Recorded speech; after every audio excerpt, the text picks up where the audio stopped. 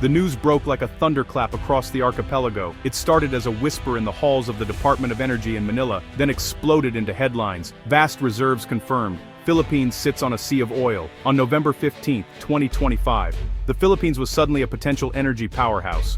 Deep beneath the contested West Philippine Sea, seismic surveys and drilling confirmed what geologists had long suspected: billions of barrels of oil and trillions of cubic feet of natural gas. This was no minor find. It was a game changer. The president, flanked by top officials, addressed the nation, calling it a new dawn. The Reed Bank, long rumored to hold riches, was now proven to rival established oil-producing nations. For decades, the country had depended on imported fuel, vulnerable to global price shocks. Now, energy independence seemed within reach. For Filipinos from Cebu to Mindanao, the news felt like a miracle. Enough gas to power the country for generations, enough oil to turn the Philippines into a major exporter. The discovery was more than geological, it was a spark of hope. But reality set in quickly. These reserves lay in one of the world's most disputed waters, the West Philippine Sea, claimed almost entirely by China. Every barrel of oil, every cubic foot of gas was now at the center of a geopolitical storm. Beijing's silence was ominous. Everyone knew it wouldn't last. The discovery illuminated not just a treasure, but a new and dangerous front line. The celebration in Manila was shadowed by the threat of confrontation. The stage was set for a high-stakes struggle.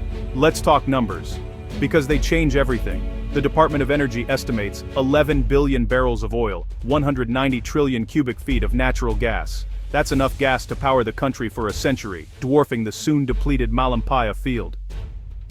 At current prices, the value is in the trillions of dollars, a windfall for a nation with a $400 billion GDP. This could wipe out foreign debt, fund world-class infrastructure, and create a sovereign wealth fund for future generations. The economic potential is staggering. New refineries, petrochemical plants, and manufacturing hubs. Hundreds of thousands of high-skilled jobs could keep Filipinos working at home. The Philippines could become a regional energy hub, exporting not just fuel, but expertise. But the prize lies in deep, challenging waters, requiring tens of billions in investment and cutting-edge technology. International partners are essential, but any company joining faces a geopolitical minefield. They'll need assurances from Manila and the global community. The treasure is there, but getting to it is a high-stakes endeavor. The world is watching, and the risks are as great as the rewards. The Philippines stands on the edge of transformation. For millions, this discovery is more than economics, it's hope. In Manila's streets, people dream of stable fuel prices, better hospitals, and jobs at home. The promise touches every aspiration: quality education, reliable electricity, opportunity for all. For generations, the Philippine story has been one of resilience. Now it could be about prosperity. This is a chance to solve systemic problems with real investment, not band-aids. The discovery gives the country new leverage, a new identity as an energy producer. It's a moment of empowerment, unity, and national pride. But hope is tempered by anxiety. Filipinos have seen promises evaporate before. Will this wealth benefit the many, or just a few? There's a strong demand for transparency and accountability. Citizens call for robust institutions to protect this opportunity. The dream is bright, but it must be fiercely guarded. The nation stands at a crossroads, determined not to waste its chance. The world turned to Beijing as Manila's news broke. China's response was swift. It reasserted its sweeping 9-line claim over nearly the entire South China Sea, including the Reed Bank. For China, this isn't just territory, it's about strategic control, shipping lanes, military dominance, and resources. China's Coast Guard has long harassed Filipino vessels, escalating tensions. The discovery raises the stakes. What was once a dispute over fishing is now a conflict over trillions in wealth. China cannot allow a U.S. ally to develop these resources. It would weaken its claim and set a precedent for others. The presence of international oil companies could turn a regional dispute into a global standoff. China could use economic coercion or escalate at sea, even blockading drilling operations. The worst-case scenario: direct military confrontation. The dragon has been provoked, and the world is on edge. The conflict is no longer abstract. It's about power, wealth, and national destiny. The Philippines stands on international law, UNCLOS, the Constitution of the Oceans. Under UNCLOS, the reed bank is well within the Philippines' exclusive economic zone. In 2016, an international tribunal ruled overwhelmingly in Manila's favor, declaring China's 9-dash line baseless. The ruling is clear and binding, but China rejects it, intensifying its activities as if it never happened. The paradox: the Philippines has the law, but China has power on the water.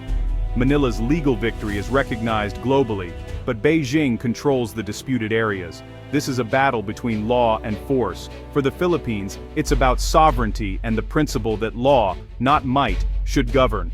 The discovery gives Manila a new reason to champion the ruling.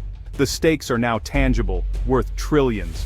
The law is its shield, but enforcement remains the challenge. The world must decide if rules matter, or if power prevails. The US isn't a claimant, but it's no bystander. Washington's interests, freedom of navigation and the security of its treaty ally, the Philippines. The South China Sea is a vital commercial artery. US Navy patrols challenge China's claims. The 1951 Mutual Defense Treaty binds the US and Philippines, recently reaffirmed to cover the South China Sea. This security guarantee is Manila's ultimate deterrent against Chinese aggression. US forces, through agreements like EDK, can rapidly respond to crises and bolster Philippine defenses. The oil and gas discovery makes the alliance more critical than ever, but relying on the US is a double-edged sword, drawing the Philippines deeper into great power rivalry. Manila must balance deterrence with autonomy, leveraging alliances without becoming a pawn. The Philippines is also building ties with Japan, Australia, and Europe, creating a multilateral front. The eagle is watching, but the Philippines must build its own wings. The alliance is a shield, but the nation's future depends on its own resolve. The stakes are higher than ever. The region's balance hangs in the outcome. The world's eyes are on Manila. The Philippines faces a tightrope walk. Every move is risky. Assert its rights too aggressively, and it risks military confrontation with China. Do nothing and it may lose the resources by default. China could tighten its grip, closing the window of opportunity. Economically, the country remains vulnerable to imported energy and global price shocks. Passivity would mean surrendering the nation's birthright, but pushing forward risks economic retaliation. China is a major trading partner and investor. Sanctions or lost tourism could hurt millions of Filipinos. The government must weigh short-term pain against long-term sovereignty. Diplomacy is crucial. Manila must keep talking to China, manage tensions, and rally international support. Building a unified ASEAN stance is tough, but alliances with the US, Japan, and others are vital. The goal: make the cost of Chinese aggression too high. It's a dangerous game of chess, with the nation's future at stake. Every move counts. Beyond strategy, this conflict has a human face. For Filipino fishermen, the West Philippine Sea is their livelihood, now threatened by Chinese patrols and water cannons. Many have been forced from ancestral fishing grounds, plunging families into poverty. The oil and gas discovery brings hope for protection, but also fear of escalating danger. "What good is oil if we can't fish?" asks one fisherman. For most, the issue isn't trillions in wealth, it's feeding their families tomorrow. The conflict hits home through fuel prices, affecting transportation, electricity, and daily costs. The promise of domestic energy is the hope of stable prices and a better life. This struggle has fueled a wave of patriotism. Filipinos demand their leaders stand firm. Public pressure gives the government a mandate, but limits compromise. The people's hopes are high. Failure would be devastating. The human cost is real, and must be at the center of any strategy. The nation's future is personal. The Philippines stands at a historic crossroads, opportunity and threat intertwined. Manila's emerging strategy: assertive defense, relentless diplomacy. First, strengthen defense, modernize the Navy and Air Force, maintain a constant presence at sea, not to match China, but to raise the cost of aggression.